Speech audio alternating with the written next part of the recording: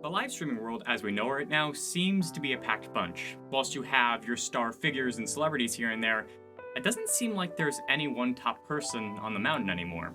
I mean, you have figures like XQC who can stream literally anything he wants and get 70 to 80,000 viewers at a time, which is insane. Cheeto. Then you have people like Nickmercs who can reach up to 125,000 concurrent viewers at a time, but primarily in games like Call of Duty and Fortnite, more battle royale genres. Then you have other figures like TimthetatMan, who's TimthetatMan. Some fucking shit!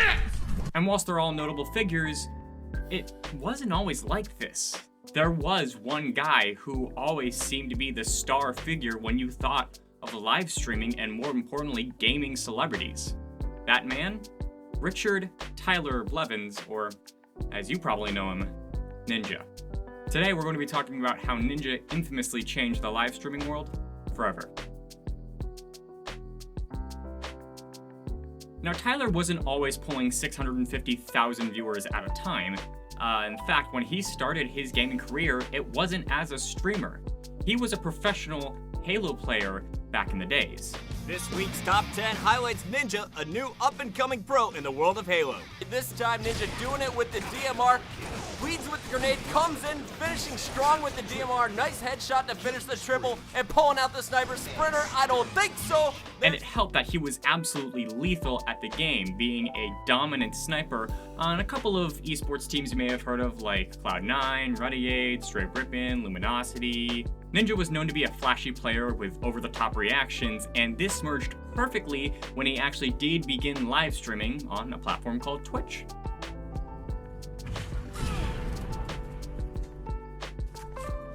Oh my. Okay, here we go. See, now it's okay. We're on a good lead. Got the weapons.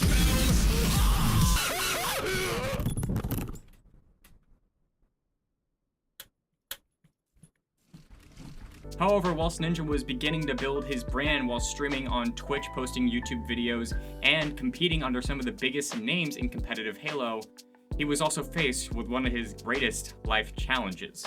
In August of 2014, Ninja had announced that his right eye's retina had completely detached, and if he had waited any longer, he could have gone completely blind in his right eye without knowing it at all. Because I have eye surgery on my right eye. I have retinal detachment. My retina has been detached somehow. Don't know why. And I wouldn't know how long it's happening, but I was possibly supposed to be blind, or like could have gone blind in my right eye at any time after it. I'm pretty lucky that it hasn't happened already. I'm going into surgery on Monday. Now, thankfully, the surgery was a success, and he did mostly recover, but to this day, he still has issues in that eye. Wow, and is everything okay now? I still can't see out of it very well, but I mean, I don't have peripheral vision, but it's good. It doesn't hurt anymore, and all that shit. Wow. But when I came back, I was averaging like 300 or 400 viewers. Okay. And that was it. And is it going to go back to normal over time, you think? No, it's ripped in peace, dude. Rest in pepperoni. I had cataract surgery after, because you have 50% chance of developing a cataract after the surgery. So after building up his brand for a while, getting back into streaming, and after his love of Halo as a game started to fade away from the competitive scene, he knew that the next step of his life was right ahead of him. Ninja would eventually retire from competitive Halo altogether to focus on his live streaming career and also semi-competitive gaming style with a bunch of other games. Generally battle royale genre of games like H1Z1 and PlayerUnknown's Battlegrounds, or as it's known, PUBG. Over the years, his following began to grow rapidly. I'm talking tens of thousands of concurrent viewers every single day, hundreds of thousands of followers, and this was before the explosion of Fortnite Battle Royale came into the Battle Royale genre. Now, whilst Ninja did decide for a while to remain on the team he played Halo for last, which was Luminosity, he did eventually end up leaving, which makes sense. He was beginning to become such a ginormous brand, he didn't really need a team to represent at the time.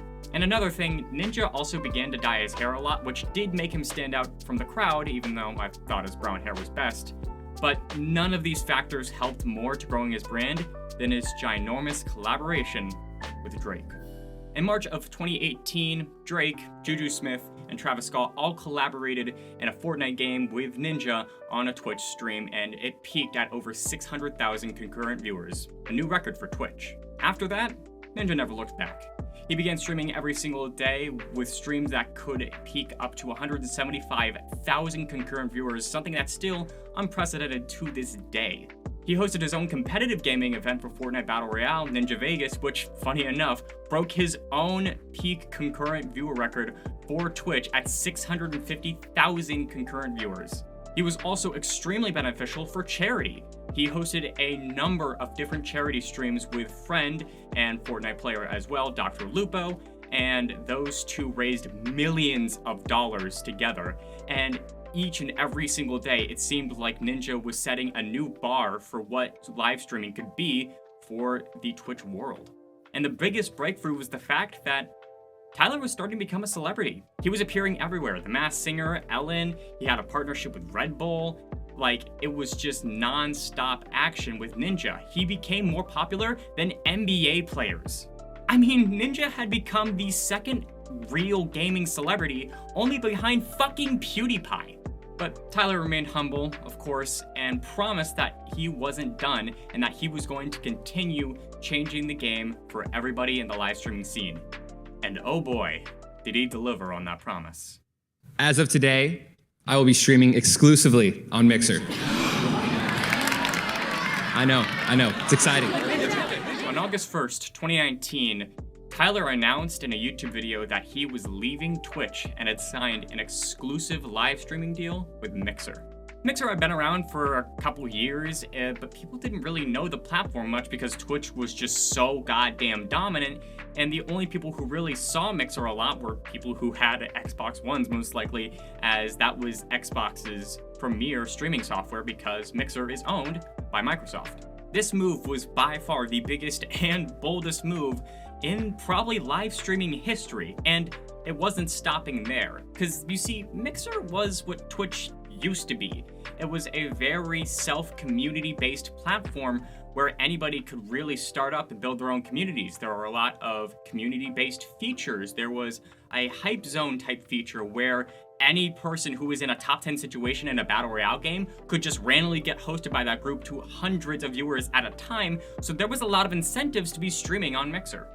Mixer was a very welcoming place, and if you need actual evidence of that, hello, I streamed on Mixer for 9 months myself, and it was some of the best moments of my streaming time because I loved Mixer. Mixer was so awesome and welcoming, and everybody there was actually nice to each other.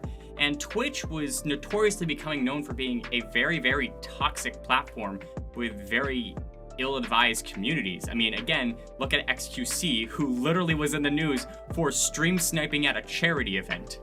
And Ninja wasn't going to be the only streamer signed under Mixer. While there were very few throughout Mixer's time, Shroud, Ewok, and King Goliathon were another couple big names. However, Mixer was faced with two big problems. One, some people just didn't want to use Mixer, and two, Twitch was fighting back. Within that next 9 to 10 month period, Twitch signed a majority of the other large creators that you think of when you think about Twitch streamers. But the reason why I say majority is also the same reason why Ninja's move was beneficial for everybody, because that gave streamers bargaining rights. Now it wasn't just Twitch. Some streamers were signing with Facebook Gaming. Others were signing with YouTube. YouTube, a notorious platform that had streams that seemed to never have a peak height. There were people who streamed up to 1 million concurrent viewers at any given point in time, something Twitch wasn't even close to.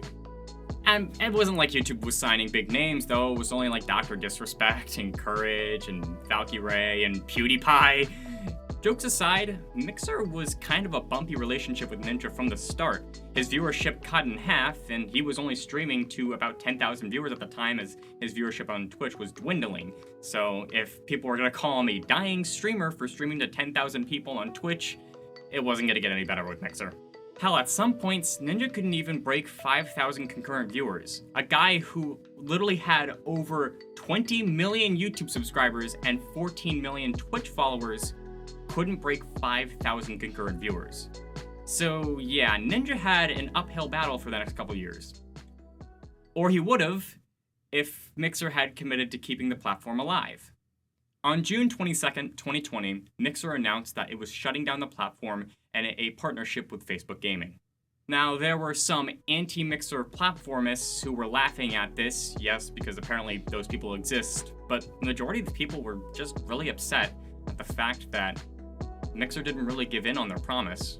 And with Mixer's move to Facebook Gaming, Ninja, Shroud, and King Leviathan were all given an offer, reportedly up to 3 times what they were initially offered with their deal with Mixer. But whilst King Leviathan took his offer and moved to Facebook Gaming, shockingly, Ninja and Shroud turned it down. Ninja ended up getting a payout of anywhere towards $30 million, and Shroud up to $10 million. Now, for most people, it was pretty clear that Shroud was going to return to Twitch. He had teased people for a couple months, but it was quite inevitable. That's the platform that people really knew him best, and he inevitably announced that he was going back to Twitch. However, with Ninja, it seemed to be a mixed bag. He started streaming on a bunch of other platforms, primarily YouTube, which peaked at 187,000 concurrent viewers, with just a random stream that he did off the cuff. This to most people just initially proved what they thought, that Ninja wasn't a dead streamer. He just needed the right audience to stream to, and YouTube might just be his next place.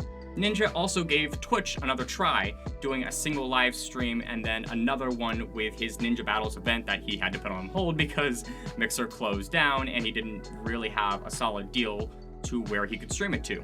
Ninja's initial comeback stream only peaked at around 90 to 96,000 viewers, and whilst some people would point that towards, the potential day, the time of day, it just wasn't anywhere near close what he almost doubled what we was doing on YouTube. So Tyler had kind of an ultimatum here. On Twitch, it was a platform that he knew well, and that wasn't going to give him too much of a hassle, but it just wasn't going to be as successful for him in the long run, most likely. However, with YouTube seemed to be like a brand new start for Ninja, and he already had 20 million subscribers there, so it was another good place to keep all of his content. So after 3 months of talking with people and deliberating, randomly, on one day, Ninja announced that he had re-signed with Twitch. Now that it's been a while since his return to Twitch, Ninja has pretty much gone back to where he initially was. His viewership game by game varies, but it's usually sitting around 10 to 20,000 concurrent viewers at a time, just like it was when people were calling him a dying streamer. However, I feel that Ninja's return to Twitch kind of marks the end of an era, because when he switched to Mixer, it gave everybody the options of looking at all of these different platforms and bargaining rights to what they could actually provide for these platforms. I mean, think about it. Ninja got $30 million from Mixer. Shroud got $10 million. These guys were getting multi-million-dollar contracts streaming to platforms that came to them. Because they were big names and they were big personalities, they got the best deals possible, and this would have never happened if Ninja didn't challenge the system. Ninja was criticized by this by a couple of different people, mainly because not only was this, again, the end of an era with him moving back to Twitch and not trying a new platform, it was also maybe not the best decision business-wise. So I actually thought that Ninja's best move would be to go to YouTube, where the Fortnite crowd is still very active. Him streaming on YouTube would have been such a massive comeback compared to him streaming on Twitch. And I'm trying to think through his business decision to go onto Twitch, because I predicted that he was going to go onto YouTube. And the reason for that is because it just made every sense to me that he would do that based on his, on like just analyzing where his business is. So it's really weird to me that he would go back to Twitch. If Tyler had actually moved to YouTube, it could have significantly helped his viewership on his YouTube videos, as if he's going to be live streaming there, the people who are going to his live streams anyways would probably also be watching his YouTube videos alongside that. If they're subscribed, it would get recommended to them, and it would have seemed more beneficial for him. And whilst Facebook didn't necessarily look promising, I mean, he got offered upwards of $90 million for a deal. I mean, can you really make $90 million in another 3 or 4 years, man? If you can, props to you, but yeah, if I were Ninja, I would have taken that deal. However, I understand why Tyler likely went back to Twitch. He knows it like the back of his hand, unlike these other platforms that he's just never live streamed to. he already took a risk with Mixer, so there was no reason if he had the best agents probably in the field and could still get a good deal with Twitch as well. Now, whilst I personally think YouTube was Tyler's best move, it does make sense going back to, again, what he knows and where he initially blew up.